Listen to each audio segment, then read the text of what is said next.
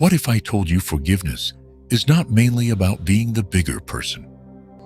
What if forgiveness is actually a selfish act in the best possible way? Not cruel, not fake, not weak. Selfish, like choosing your peace over your pain. Selfish, like choosing mental clarity over emotional clutter. Selfish, like refusing to let someone else live rent-free in your head. Because the truth is, every time you keep replaying what hurt you, you are not just remembering the past. You are reactivating it, and that costs you more than people realize. Resentment is expensive. It drains your focus.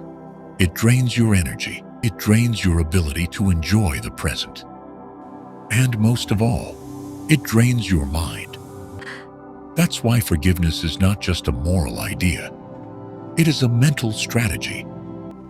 It is a decision to stop carrying a story that is weighing down your life. How often do we hold on to an old betrayal like it is proof that we are protecting ourselves? If I forgive, then they get away with it. If I let this go, then what they did didn't matter. Or I'm not ready. And yes, those feelings are real.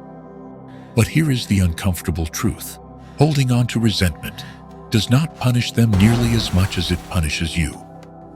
Because while you are busy rehearsing the wound, they are likely living their life. Meanwhile, your mind is stuck in a loop. That loop becomes a cognitive anchor. It keeps dragging your attention backward. It keeps your nervous system on alert. It keeps your energy tied to something that cannot grow you. And that is why resentment feels so heavy. It is not just an emotion. It becomes mental clutter. Imagine someone cuts you off in traffic, and for the next 10 minutes, you are still talking to yourself about it. Who does that? Unbelievable. People are so disrespectful. I should have done this. I should have said that. That moment has already passed, but your mind is still paying for it. Now multiply that by a family betrayal, a broken friendship, a toxic relationship, or years of feeling overlooked. That is how people lose clarity without even realizing it. Not because life is too hard, because their mind is too full. There was a time when I held on to disappointment towards someone I cared about deeply. It wasn't one huge dramatic moment. It was all the little things. The canceled plans, the broken promises, the feeling that I was always the one trying harder. And at first, I told myself I was just being aware, just being realistic. But really, I was feeding the wound every single day. I would replay conversations in my head while trying to work. I would rehearse arguments in the shower. I would lie in bed thinking about what I should have said. And the worst part, the more energy I gave that pain, the less energy I had for my actual life. My goals felt heavier. My mind felt noisier. My joy felt farther away. Then one day, I asked myself a question that changed everything. What am I getting from this resentment? And the honest answer was nothing. Not healing, not wisdom, not peace, not power, just exhaustion. So, I started forgiving. Not because the other person suddenly deserved it, but because I deserved my own mind back. That's when things started to shift. I could think more clearly. I could breathe more deeply. I had room to focus again. Forgiveness didn't change the past. It changed the amount of control the past had over me. That is the real power. Maybe someone betrayed your trust. Maybe a parent never showed up the way you needed. Maybe a friend embarrassed you and never apologized. Maybe you were rejected, ignored, dismissed, or treated unfairly. Those experiences can shape you, but they do not have to own you. Here's the trap. When we keep our hurt alive too long, it starts to feel like identity. We become the one who got hurt, the one who was betrayed, the one who can't trust, the one who never forgets.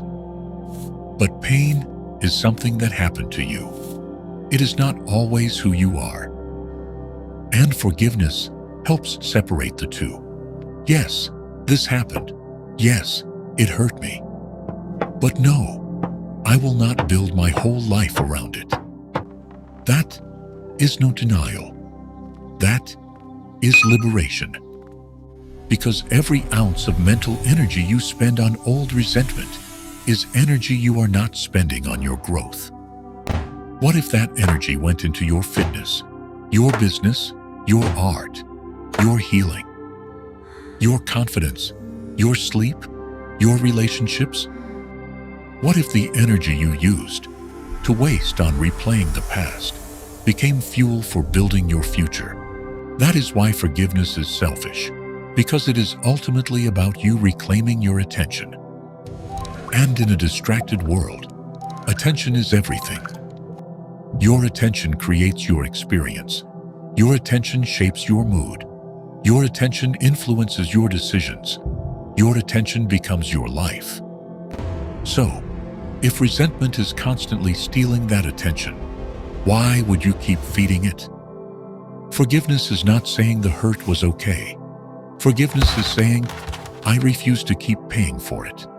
That's the shift. Sometimes the hardest part of forgiveness is the ego.